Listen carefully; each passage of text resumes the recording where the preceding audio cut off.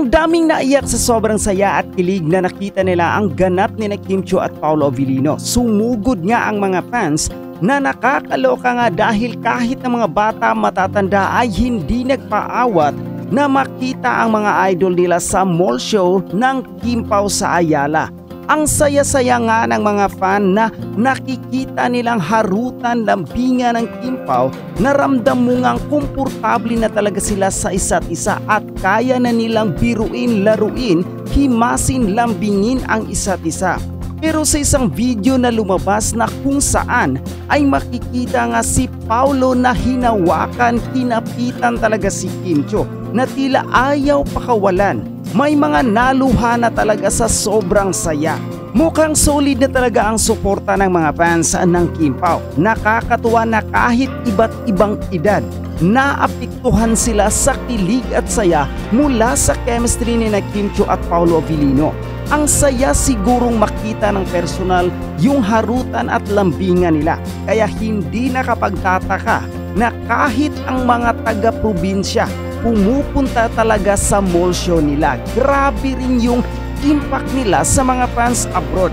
Imagine, nagpapadala pa ng budget para lang masuportahan ang mga ganap nila sa Pilipinas. Iba talaga pag may solid fan base. Mukhang matindi talaga ang impact ng Kim Pao sa mga fans. Ang level ng suporta na ipinakita ng kanilang supporters mula sa pagpunta sa mall show hanggang sa pagpapadala ng budget mula abroad ay patunay kung gaano kalakas ang love team nila. Ang nakakatuwa dito ay hindi lang ang mga teenager o usual na love team fans ang kinilig, kundi pati na rin ang mga nasa 40s, 50s at kahit 70s. Ibig sabihin, may something special talaga sa chemistry ni Kim Chiu at Paolo Avellino na tumatagos sa iba't ibang henerasyon. Mukhang mas naging komportable na rin sila sa isa't isa, kaya mas natural at effortless ang kanilang kilig moment. Hindi nakapagtataka kung bakit marami ang nag-aabang at natutuwa sa kanilang closeness. Sa tingin mo ba, may posibilidad na maging real-life couple sila o more on strong friendship lang ang meron sa kanila? Mukhang hindi lang basta love team ang Kim Pao, kundi isang cultural phenomenon na talaga. Ang ganitong klase ng suporta mula sa iba't ibang edad at kahit sa mga Pinoy abroad ay bihira lang mangyari sa isang on-screen pairing. Ang impact nila ay hindi lang simpleng kilig kundi pati na rin sa emotion ng fans na talagang nadadala sa bawat interaction nila ni Kim Chiu at Paolo. Isa pang kapansin-pansin ay kung paano naging organic ang closeness nila. Hindi ito pilit at ramdam ng mga fans na genuine ang pagiging komportable nila sa isa't isa. Sa showbiz kung minsan ay mahirap makita ang isang love team na parehong willing ipakita ang ganitong level ng affection at comfort sa isa't isa off-cam. Kaya naman hindi katakataka na maraming fans ang umaasang may something more sa kanila. Bukod dito, pwedeng maging game changer din ito sa career ni Paolo, na kilala sa kanyang pagiging reserved o private pagdating sa personal na buhay. Sa Kim Pao nakikita siya ng mga tao sa ibang anggulo, mas warm, mas playful at mas open sa pagpapakita ng emosyon. Samantala si Kim naman na matagal nang sanay sa love teams ay tila may bagong spark sa partnership na ito na nagpapakita ng ibang side niya bilang artista at ka-love team. Sa ganitong klase ng reception, hindi malabong mas marami pang proyekto ang ibibigay sa kanilang pelikula, teleserye, endorsement at baka mas magiging demand pa sila bilang isa sa pinakamainit na on-screen pairs ngayon. Maaari kaya itong humantong sa pagiging power couple ng showbiz? Kim Pao, grabe ang lambingan sa Cavite. Yakapan, punasan, muntik maghalikan. At mahimasan pa at may punasan pa ng likod, di ba? Na naloka mga paning. Paningin mo na yung video, Maridel. Kahit walang audio, okay lang. Ayan. Oh.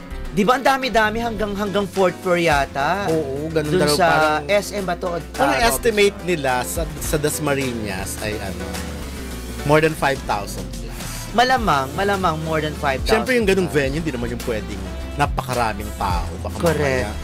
At ang maganda sa Kimpo nun, yung pumapasok pa lang sila sa venue, pumapasok pa lang sila dun sa pintuan ng entrance na punta dun sa activity area, nakangiti na sila. Yes. Oo, yun naman nito nakakatawa na si Kim, tapos si Paolo, energy kung energy. At nag-trending nga kaagad yung ganap na yun ng Kimpo on stage kung saan, di ba si Paolo, yun ang sinasabi ko sa'yo na sobrang ang laki ng pagbabago talaga ni Paolo na may papunas-punas pa. Oo, ngayon nga, saan yung Maridel? Ba't di ko nakikita? Wala? No. Yung video, ano ba yan? Nakikinig, kanina pa kami nag-uusap tungkol dyan. Iniisip na naman yung pagsali niya sa... Sige, sasabihin namin yung pag di mo pinost agad yon. Oo nga. Ayan. Oh, di ba pinunasan yung likod? Tapos ibinulsa ni Paolo. Ano gawin ka, Paolo? Di pagdating sa akin ginagawa. Ayan, gusto ko. Ayan. Nakakaloka talaga ito si Paolo. Alam pero mo, iba na nga talaga siya. Ibang-iba na si Paolo. Hindi na siya. Ito ba yung totoong Paolo? Or what do you think? Hindi yan ang totoong Paolo. Ang totoong Paolo yung sumasagot siya sa... Yung nakikipagharutan siya sa social media. Na hindi nakikita na reaction niya. Yung mga tipong gano'n na hindi siya i-judge ng harap-harapan. Pero iba si Paolo. Ang gwapo-gwapo ni Paolo. Ang linis. Parang, hindi, baka pwedeng the other side of Paolo talaga siya. Yan talaga si Paolo rin. Kasi, can you imagine, di ba? Kung ano naman yan, hindi niya gagawin yan kung hindi niya gusto. Hindi. Kahit for publicity or for promotional purposes, parang hindi mo siya mapipilit gumawa ng mga ganyan. Pero talagang, siguro iba na yung tingin niya kay Kim Iba rin kasi yung galawan ni Kim. Iba yung motivation ni Kim kay Paolo. Iba, kasi si Kim maharot Siguro parang na-realize ni Paolo, talaga ba? Parang gano'n. Yung parang hindi siya nakakalaban dati, puro mga reaction lang siya. Diba? Ngayon, laban na. Kumbaga si Kim na talaga yung parang napapa-atras. Si Kim na talaga yung na-overwhelmed. Si Kim na yung parang nagugulat. Bakit na yung mga ganito ng galawan yung aking kapartner na dati-dati naman. Ako lang naman yung humaharot sa kanya.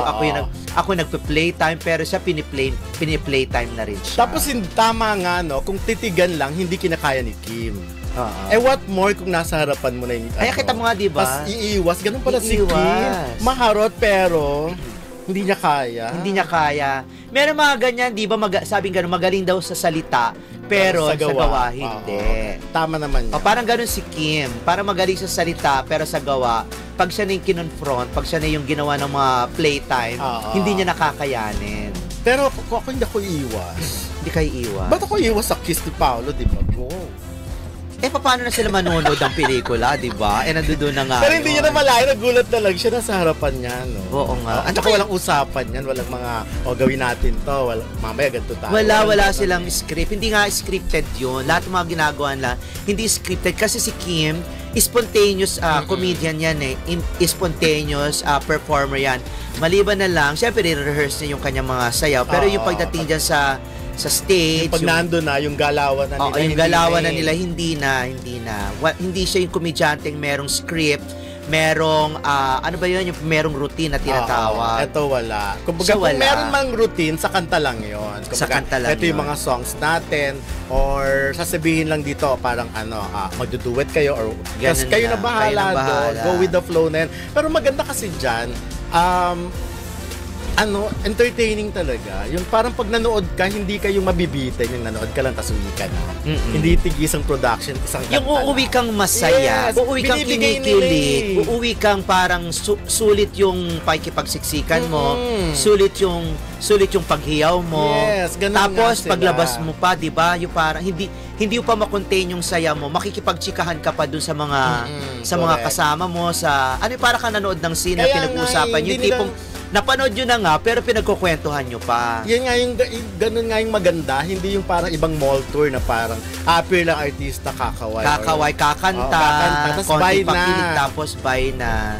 Eto maraming paandar. Marami talaga. Kulang na nga lang talaga. Kaya nga sila tinatawag na People's Love Team, di ba? Si Kim naman People's Superstar, tapos sa atin naman Queen of Good Vibes. Yes. Kasi talaga namang iba yung naibibigay na good vibes ni Kim, yung saya. Kaya nga sinasabi nung mga nag-message sa atin, mula daw nung PBB, hanggang ngayon, hindi nagbago yung magandang balik sa kanila ng aura ni Kim.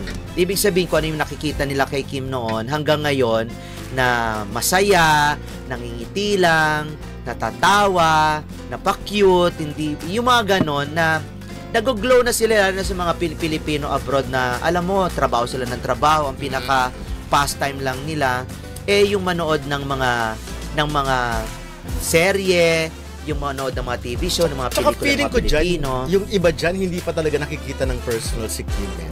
Hindi. Marami yung ganun, pero talaga yung pagmamahal nila. Like feeling ko si Dali Chua ba, nakita niya ng malapitan. Hindi pa siya nakakanood ng Showtime Hindi pa. Diba gusto niyang pumunta? Si Arlene Cara, si Kapitana lang, tsaka yung iba. At saka ibang mga nakita. At saka ibang mga yung mga senior citizen. Yan pag-uusapan din natin mamaya. Okay. Okay, kaya naman ako ngayon kailan alis sila papuntang LA? Ano ba ngayon? Hindi, 14 kasi dapat March 8 dapat nandun na sila. March 8 nandun na sila. Baka nung umalis sila nung Sunday or ngayong Monday. Depende. Meron pa. Hindi yun ang schedule nila dun ng Metro Manila International Film Festival. Kasi parang 3 days lang yata sila dun. Tapos, oo naman, saglit lang sila. Saglit. May mga schedule din sila talaga ng promo. At meron din pala, isa-segue ko lang, meron din palang, ipalalabas din pala doon yung Songs of Fireflies. Song of Fireflies, ang bida ay si Morissette Amon. Yun. Yun parang binibigay na chance yun sa marami. Kaya nga. So, abangan po ninyo si Paolo at si Kim dyan sa Manila International Film Festival. Pero kahapon, di ba, March 2, nasa naman sila sa Ayala Mall, sa Pasig. Malapit dun sa sa atin. Sa Ayala Feliz. Ayala Feliz. Ay, bongga naman yan.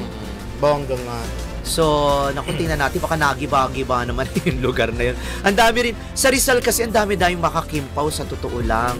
Marami dyan sa Marikina, sa Pasig area, sa Cainta, yung mga ganyan. Naku, ang dami. Pero alam mo, may color coding pala yung mga damit, yung dresser status. Ngayon pala, kung ang red ang suit ko, ang status ko ay bitter yarn.